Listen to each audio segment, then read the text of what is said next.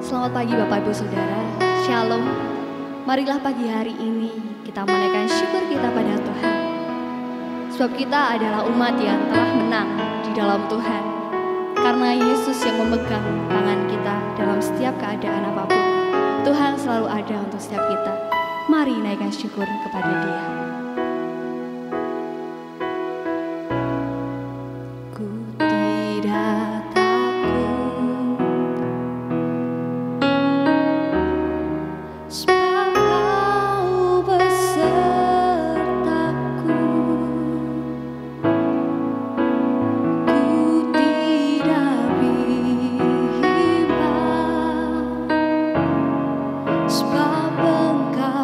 Allahku.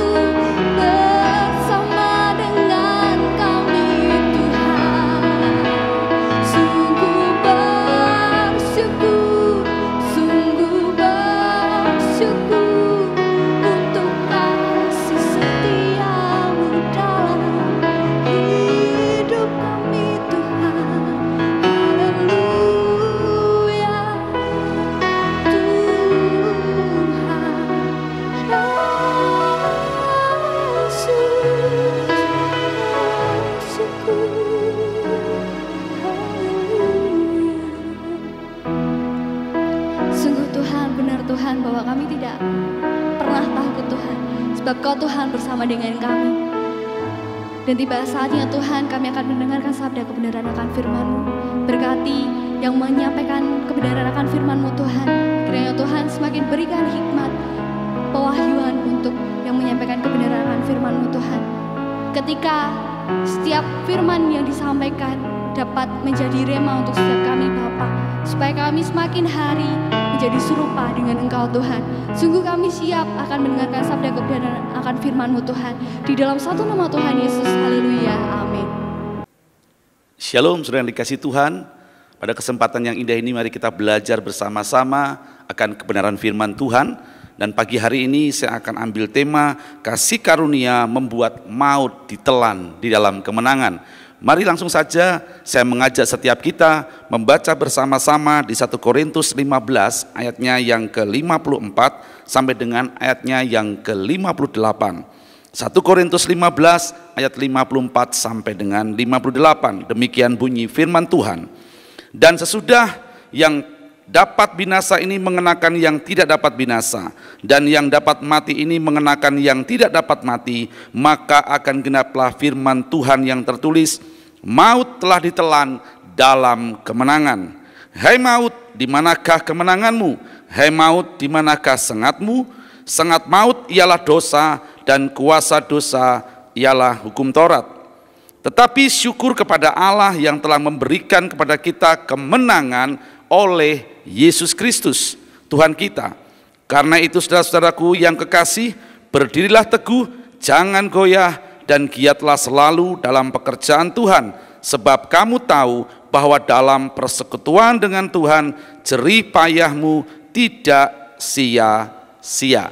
Sungguh luar biasa firman Tuhan pagi hari ini, bahwa di dalam Yesus Kristus ada kemenangan yang luar biasa. Bahkan dikatakan upah dosa adalah maut, tetapi karena kasih karunia Allah, karena Yesus Kristus sudah mati buat kita, kita tidak binasa, tetapi memperoleh hidup yang kekal. Ada kemenangan yang luar biasa atas maut karena korban Yesus Kristus. Lalu saudara, apa yang akan kita kerjakan agar kita tetap berkemenangan di dalam kasih karunia Allah? Yang pertama adalah di ayatnya yang ke-58, yaitu berdirilah teguh. Saudara, kata teguh adalah kata sifat, ya, dan arti teguh sendiri memiliki arti kuat berpegang, kemudian tetap tidak berubah, kokoh dan erat. Artinya mari saya mengajak setiap kita bersama-sama hari-hari ini untuk tetap teguh berpegang kepada janji Allah. Tetap berpegang teguh, iman percaya kita tetap teguh kepada Yesus Kristus Tuhan kita. Apapun yang terjadi dalam kehidupan kita, hendaklah kita benar-benar memiliki keyakinan yang kuat, keyakinan yang kokoh kepada Tuhan Yesus Kristus. Lalu yang kedua apa saudara dikatakan? Yaitu jangan goyah. Saudara, hari-hari ini kita mendengar banyak berita-berita ataupun hal-hal yang mungkin membuat kita takut, atau berita-berita yang menyesakkan. Ada bencana alam, ya, ada gunung meletus, ada gempa bumi, banjir, bahkan ada penyakit yang terus, ya, ada COVID-19 sudah 2 tahun ini kita mengalami. Ya, mungkin berita-berita itu cukup menyesakkan, tapi satu perkara firman Tuhan berkata, janganlah goyah. Mari hari ini saya mengajak setiap kita berfokus kepada Tuhan, sebab Tuhan sudah memberikan kemenangan buat setiap kita. Mari saya mengajak kita membuka di Roma 8 ayat 37 sampai 38. Firman Tuhan berkata seperti ini, tetapi dalam semuanya itu kita lebih daripada orang-orang yang menang oleh Dia yang telah mengasihi kita. Sebab aku yakin bahwa baik maut maupun hidup, baik malaikat-malaikat maupun pemerintah-pemerintah, baik yang ada sekarang maupun yang akan datang, atau kuasa-kuasa, baik yang di atas maupun yang di bawah, ataupun sesuatu makhluk lain, tidak akan dapat memisahkan kita dari kasih Allah yang ada di dalam Kristus Yesus Tuhan kita. Tidak ada yang bisa memisahkan kita dari kasih Allah. Untuk itu mari berdirilah teguh, fokuskan hidup kita memandang kepada Yesus Kristus Tuhan kita. Lalu yang ketiga saudara, dikatakan giatlah selalu dalam pekerjaan Tuhan. Giat artinya sungguh-sungguh, terus-menerus dengan segenap hati, ya, melakukan pekerjaan Tuhan. Mari apapun juga yang Tuhan percayakan hari-hari ini, melayani pekerjaan Tuhan bukan hanya berbicara kita harus melayani di gereja, tetapi di dalam semua aspek kehidupan kita, di dalam keluarga, pekerjaan, studi, ya, di dalam masyarakat. Kita mau mencerminkan atau mau menampilkan Kristus ada dalam hidup kita. Giatlah selalu dalam pekerjaan Tuhan. Sebab ada janji yang luar biasa. Kenapa saudara? Sebab dalam persekutuan kita dengan Tuhan, jerih lelahmu tidak pernah sia-sia. Ketika kita giat bersama-sama melakukan pekerjaan Tuhan, maka jerih lelah kita di dalam Tuhan tidak pernah sia-sia. Pagi ini kita sudah belajar mengenai sebuah kemenangan yang luar biasa. Karena pengorbanan Yesus Kristus, Tuhan kita membuat kita menjadi orang-orang dikatakan lebih daripada orang-orang yang menang. Biarlah firman Tuhan pagi hari ini menginspirasi setiap kita, menjadikan rema dalam hidup kita untuk melangkah sepanjang hari ini. Saya percaya bahwa sepanjang hari ini apa yang kita kerjakan Tuhan buat berhasil. Sebab roh kemenangan itu sudah ada dalam setiap hidup kita. Tuhan memberkati semuanya. Selamat pagi, haleluya, sampai berjumpa dalam kesempatan yang akan datang. Tuhan memberkati.